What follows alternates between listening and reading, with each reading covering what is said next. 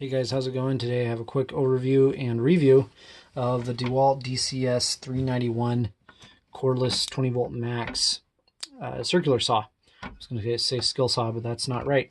This is kind of the standard circular saw that you get with DEWALT, the homeowner's version basically. I don't think it's brushless. It's not. It's just cordless. But overall, it's a pretty good saw, and I'm kind of comparing this to getting one of the larger, the 570s made for 20 volt max that have the larger blade, and it's actually on the other side. You know, if you're thinking about getting a larger DEWALT saw or whatever, compared to those, if you're just doing normal, you know, cutting 2x4s or even plywood and stuff, I'd recommend this saw. I think it does a really good job. So let's go through some of the things I like about it compared to the other saws.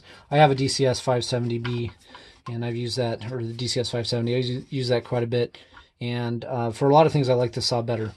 The cutting plate down here, pretty standard, nothing fancy, but it does have a kerf line right here for your blade width. So even though the kerf of your blade, the thickness of your blade is going to change, that's going to be close and be within the 30 seconds. So you can follow either side. The 570, the version that I got at least, has just a line on one side. So if you're cutting the other side of your line, you kind of have to guess where your blade is. And even though it's not necessarily that hard, you know, you just look at your blade. This is really nice just to cut through something really quick and accurately.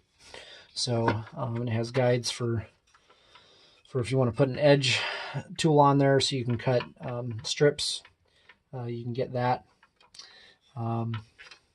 It's lighter, quite a bit lighter, with a lighter battery, and just feels a little bit more balanced.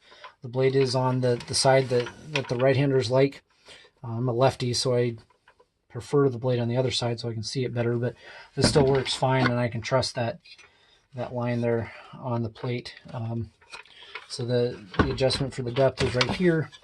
And it being it's a 6.5 inch blade, and so you're not going to get the depth of cut that you are with the 7.25 inch for sure. So you're going to lose some real estate there for cutting up and down. But this will do 2x4s just fine, and plywood and stuff. You know, maybe if you're cutting big piles of sheeting or something, the other saw would be nice, but even then it tends to bog down a little bit. So this saw is also, I've actually had issues with both of my saws burning up or overheating the DEWALT batteries that are 5 amp hour or less. Could have been the batteries, I don't know. But they do tend to get hot and overheat if you use them too much in a row, at least the saws I got. So this one's nice because I can use the smaller batteries and I don't have to worry as much about it getting too hot and burning up the batteries. So yeah, so it's got your blade change Allen wrench right there. Works fine. You can lock your blade. I believe this is a reverse thread, whereas the 570 is just a normal thread bolt here, and that works fine. And so for most cutting, if I'm just doing regular, you know, one sheet of something, or even finesse cutting, I'll get a smaller blade and go to town with this saw instead of the larger saw. I think it works great for that.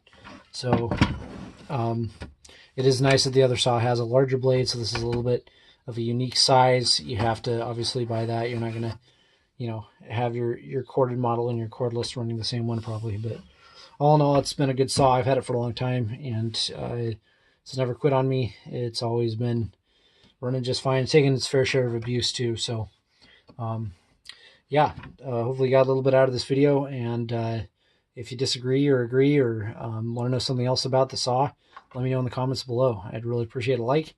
That helps me out a lot. And subscribe for more reviews of this sort. Thanks for watching.